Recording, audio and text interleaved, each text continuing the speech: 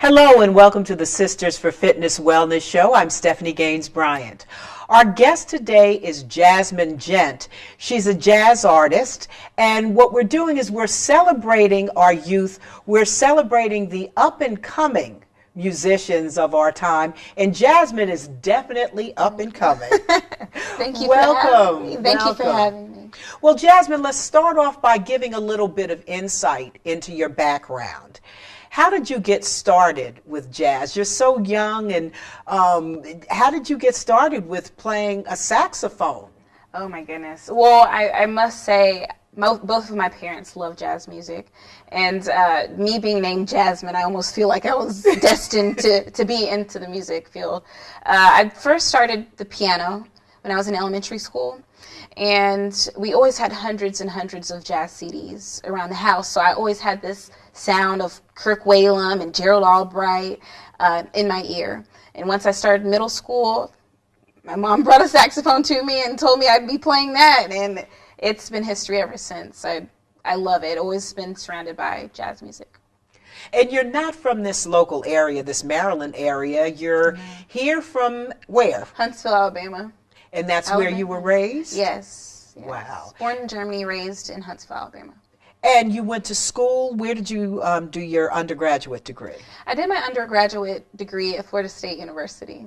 So And- go Noles. Yes. And what did you study at Florida State? I studied music education. I love playing and performing, but I also love teaching. That is one of my true passions.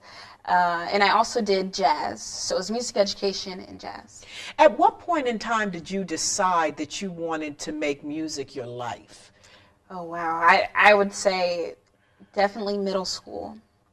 And then education, high school. So music education came more so in high school. Was it just something that came to you, or is it just after playing you decided, I just love this and this is what I was meant to do, this is the path that was meant for me?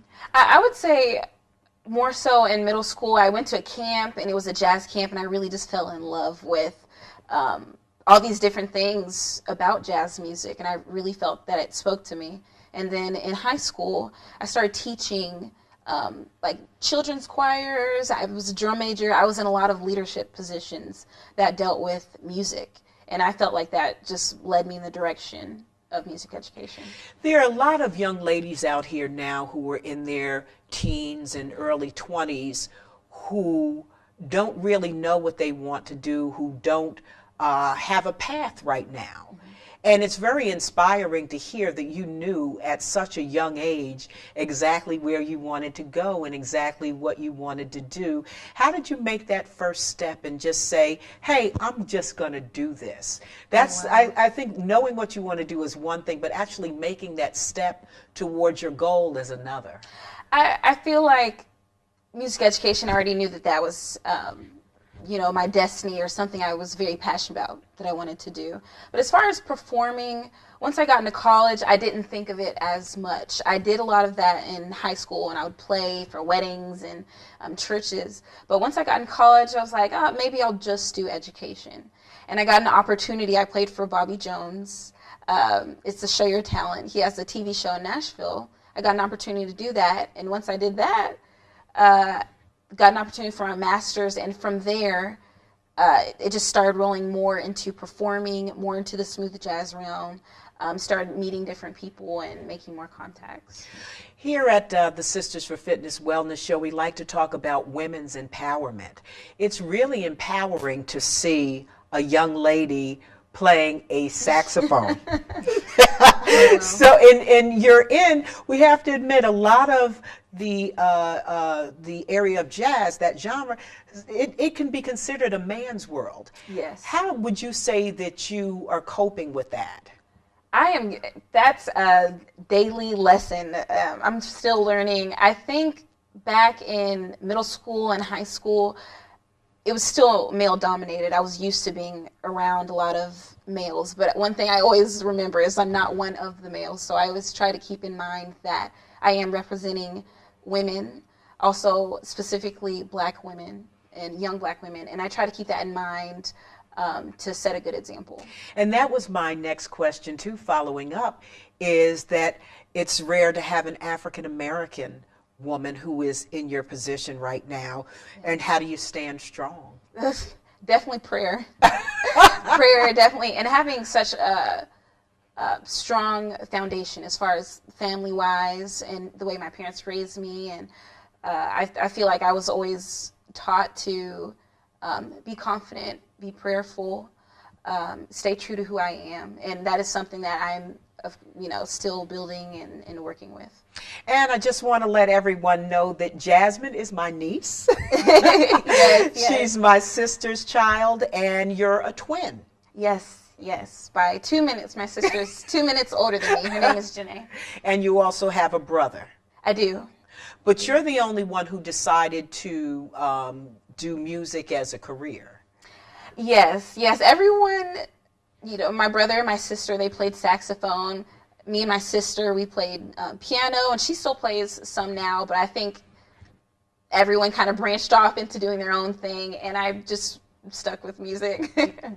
Well, what's the process for you? You do write and compose your own music. What's the process for you? Do you just sit down at a table? Does it come to you as you're going about your day? What is the process for you when you have an idea to write something? A lot of times for me, it's inspiration. So I could be thinking of something and it'll pop a song into my head. I could be driving my car and I always get my cell phone out and I record whatever melody is in my head just so I can remember it. Because a lot of times I'll think of something and forget it right after. And another thing is I could be sitting somewhere listening to music and it makes me compose or think of another melody, like a twist on that. But some people come up with chords first. They start playing chords and then build a melody on top. So I think it's different strokes for different folks. Absolutely. So you have I was getting ready to say an album, but that would make me sound dated. No, not at all. You have a new CD out. Tell us about that. Yes, I just came out with my first album, CD, in June. And I was really, really excited about it. Of course, it being a first, there was a lot of learning lessons, and it was a journey, but I think it went really well. It's charted on Billboard, the smooth jazz charts, playing on Sirius XM radio. So I'm very excited and happy about the success of the album so far. What's the name of the album again, and what is your favorite? Or do you have a favorite, or are they all your favorite? The name of the album is Boss. And I don't think I have a particular favorite. One of the main things I tried to think about when I was writing the songs is I wanted a song that could be geared towards anyone. So you have your church kind of song. You have your Latin feel song. You have your lyrical songs. And then you have your funk, soul, R&B songs. So I think it just depends on the mood sometimes. One day, one is my favorite, and another day, it's another. So in other words, on this CD, you have something for everyone. Yes, that is my goal. It really takes a lot to be able to do each area, to be able to play something that's funk oriented, something that has that Latin flavor. How did you come up with such variety? Oof. I would say it's from what I listen to. As far as music wise, I try to be diverse as a musician, and my playlist would consist of different things. I listen to songs that are out now. I listen to George Duke one day, and I might listen to Beyonce another. So it's different inspiration, but it all comes together. Who would you say are your or the people who inspired you? Who are your greatest inspirations musically? Standard jazz, and my grandfather has a large collection, as you may know, has a large collection of jazz music. So with him, he was always telling me about these artists, Lester Young, Gene Ammons, who I love so much. I really love Gene Ammons, Stanley Turrentine, and those are those really, classic, that's the foundation right there. And then Kirk Whalum is somebody my mom loves Kirk Whalum. So I was almost, when I was little, kind of, forced out of my will to listen to that. And then I think that just kind of fused into my sound some. So those are, how about in the R&B area? Do you have any favorites when it comes to R&B artists, since you do such a combination of artists like a Beyonce or maybe an Alicia Keys? Is there anyone who influenced you in the R&B arena? Oh, wow. Of course, Lauryn Hill. I love Lauryn Hill. Very soulful. Yes, and, Very I love, soulful. And I love that soulful. In college, they used to call me Soul Train. Oh, really? More Coltrane instead of Soul Train. It's little jokes like that, because people describe my sound as soulful. So that's why artists like Lauryn Hill, Tori Kelly, who's actually a new artist, but I like unique sounds. Anita Baker, those kinds of stuff. Donny Hathaway, definitely. I guess because people would say that Anita Baker is more of a stylist. So I guess, like you said, unique sound. She has a unique sound. As soon as you hear that voice within the first 5 notes, you know you are listening to an Anita Baker song. Yes, and that's difficult as far as with jazz. And within the jazz realm, for you to have your own unique sound, because a lot of times we're listening to other artists and trying to imitate and at the same time form our own sound. So an artist like your Boney James, or there's so many artists out there that have that unique sound. I respect that so much. So how do you do that? I guess from experience, you just develop your own unique sound. Yes, and I am still in the process of developing my sound and having different influences, and I always like to hear new sounds that can build my own tone. A lot of young folks, you ask them what they want to do with their lives, and they want to be in the business. They want to be in the business.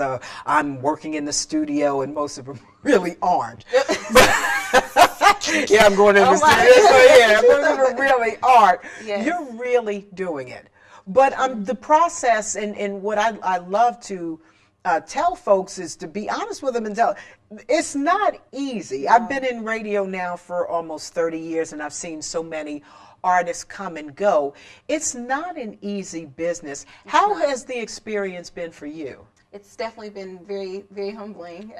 As far as the jazz circuit and the smooth jazz circuit, I must say I'm very fortunate to even have gotten as far as I've gotten. I just started in January, just working specifically towards smooth jazz and pursuing performing. And the growth that has come from that is really fast. So it's not, I don't say it would be like an average or typical path, maybe, but it is challenging because you have a lot of artists who have built such amazing careers in jazz, and it's sometimes hard to get in there and get your foot in the door. I can say a lot of people have been so supportive. Artists like your Gerald Albright and Peter White, Kirk Whalum, and those artists are open to speaking with you and giving you advice on the experiences that they've had. So that's been very helpful. You see, or we've seen in this area that a lot of stations have come and gone who were doing jazz, and it seems like you've got a large number of people reaching for that same small pot. Oh. So it's I'm sure it's much more difficult because of that, because you're dealing with such a what would be the word for it? You're dealing with such limitations with that. And there's a small percentage of people who listen to jazz music. It's less than 10%.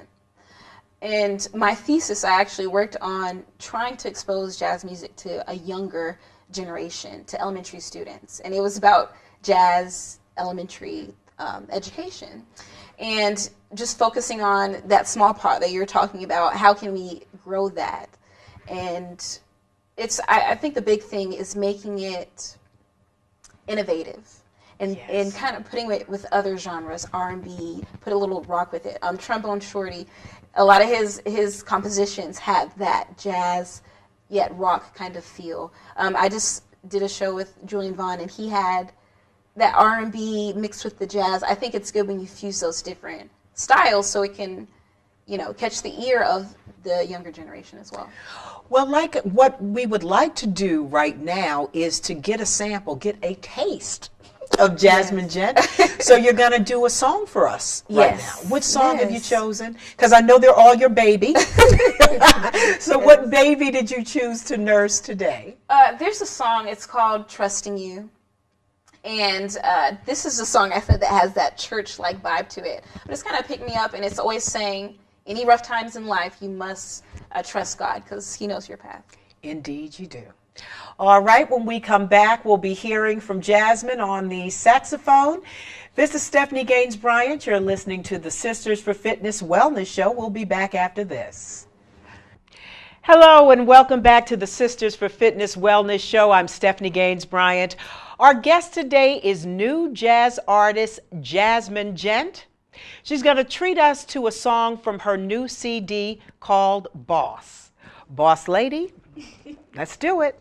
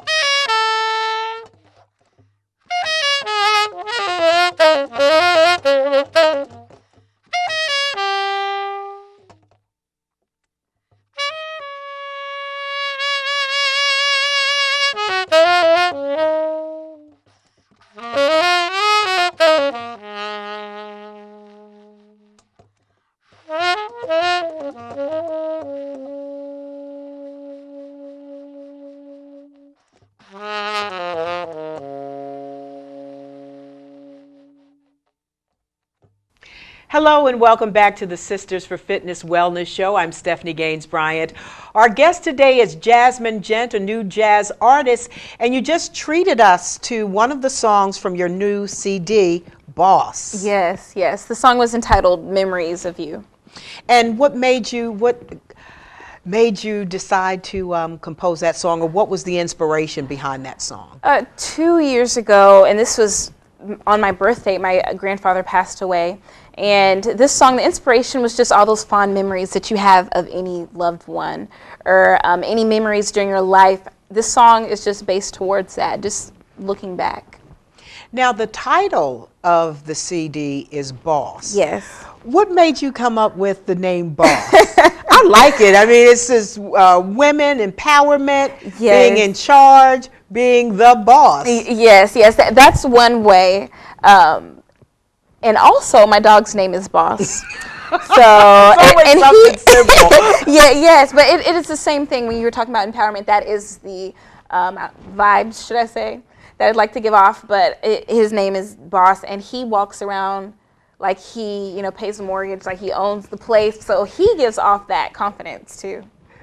Okay, so, and how many songs are on the CD? 9 songs. 9 songs, all written and composed and played by? I wrote all of them but 2. Okay. So, yes. Okay. Very inspiring for young ladies who do have a direction or don't have a direction, that if you really want to do it, you can do it. Yes. Just go out there. Yes.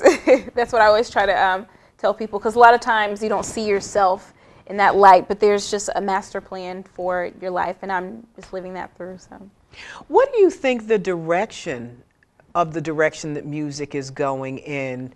As far as you can't go to the record store and buy music anymore.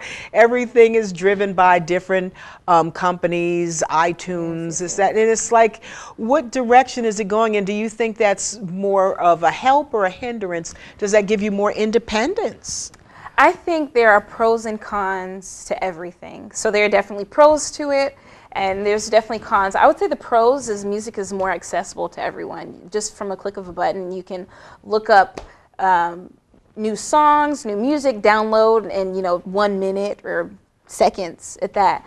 I think another pro is it encourages independent artists. It gives you more hands-on with your business, with your music. So I think that's another pro. Con, of course, people can, download music, illegally without, purchasing it, or I think that's one of the main ones I can think of now, but there's many, many others. You mentioned earlier that you did a thesis paper. So you did complete grad school. Where did you do your grad study? I did it at Tennessee State University. And so I think another message that sends, you have your bachelor's degree and your master's degree, is another message that it sends is make sure you're prepared because, the music business can go in many different directions. So what have you prepared yourself to do in other areas? Like I said, my passion is definitely playing and performing, but it's also teaching. So a lot of people say, oh, I have this degree to fall back on, but I never see it as that, because even now as I'm playing and performing, I still teach music and I still play at church. Any way that I can just keep jazz moving forward. I even, for my thesis, developed a curriculum for elementary students to just the continuation of jazz. So I really think that's important. And again, it's not, for me, something to fall back on. I think education is very, very important. And how do you get those young minds, if you've got a young child, how do you get those young minds open to jazz music? I think everything is how you present it. If I say today, class, Absolutely. we're going to learn about jazz, I really don't like it much.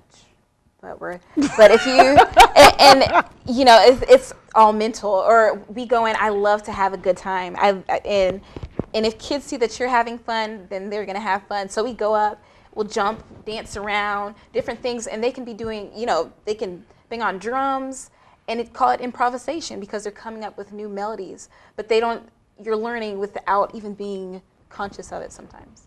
And I think your enthusiasm for your own music is pretty contagious. I guess I just got really excited here. So that's how you open them up to new things, is just by promoting their own creativity. Yes, and by the end, we did it in a camp format, like a summer camp, and by the end of the week, they're like, Ella Fitzgerald, and they were scatting and playing the recorder and improvisation, on the recorders and all kinds of things. It was such a great time. I had a great time. They had a great time. And a lot of them continued music and decided to start with piano lessons. We did a questionnaire, and I think they were very excited about it. As a music educator, as someone who has studied music. Did you have to learn different types? Did you have to learn classical music, for example? I did. And how was that for you, coming from a jazz background, wanting to be a jazz artist? How was that for you? Like I said before, it's always important to be diverse. In college, it was very challenging just because I did classical saxophone, and then I had to put on the jazz saxophone hat, and I kind of felt all over the place. I used to tell my mom, like a chicken with its head cut off. But I think it builds me more as a musician and makes me mindful of different genres, and I can incorporate it into jazz. Everything you do. So where are you going to be performing in the coming months in 2016? Do you have anything special planned? Is your calendar full? I do, and usually things just kind of come up and pop up, so there will probably be additions to these. But in January, I'm playing for the Florida Smooth Jazz Weekend. It's going to be Huge Groove, Nick Coleone, Mindy Bear, and Peter White. All of them will be there. I'm also performing for the Nashville Ribbon Jazz Festival. Looking forward to that. The Atlanta Smooth Jazz Festival, and that's going to be later in the year, I believe, like August, October. And also the Seabreeze Jazz Festival. It sounds like you have got a pretty busy schedule. I mean, I love it. I love playing and performing, so I'm just thankful for the opportunities. Well, what I would love you to do is to take us out with another one of your songs. Maybe we can hear The Big Boss. Right, no All problem. right. Thank you so much. We've been listening to Jazmin Ghent. She's a new jazz artist. This is the Sisters for Fitness Wellness Show. I'm Stephanie Gaines-Bryant. Have a great day.